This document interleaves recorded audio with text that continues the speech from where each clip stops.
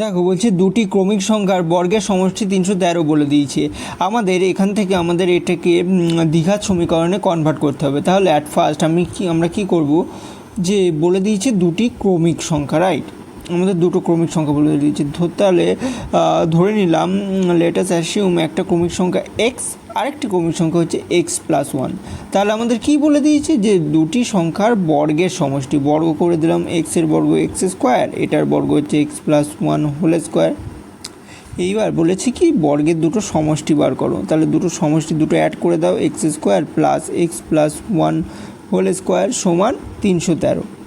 ঠিক আছে, তাহলে এটাকে আমরা ভাঙবো, ভেঙে দ্বিঘাত সমীকরণে কনভার্ট করার চেষ্টা করবো। এটা হলো এক্স স্কোয়ার প্লাস, এটাকে ভাঙি যদি, x square plus 2x into 1 plus 1 equal to 313, right? Next দেখো, এখান থেকে আমরা দুটো এক্স স্কোয়ার পেলাম, 2x square plus 2x plus 1 equal to 313।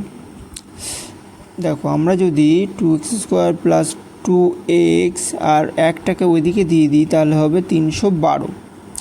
এইবারে দেখো এখানে 2 আছে আর এটাও লাস্টে 2, তার মানে সবকটা হচ্ছে 2-এর গুণিতক আছে, 2 দিয়ে ডিভিজিবল হবে, তাহলে 2 দিয়ে ভাগ করে দিলাম। তাহলে এটা থাকছে, পড়ে থাকছে এক্স স্কোয়ার, এটা এক্স, আর এটা হবে কত, 2 একে 2 আর একে 3, 1 11, 11 5 গুণে 10 আর 1 11, 1 12, 6 গুণে 12, 156।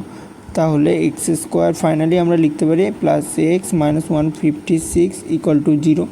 দেখো এইটাই হচ্ছে দ্বিঘাত সমীকরণের ফরম্যাট, যে a x square plus b x plus c equal to 0।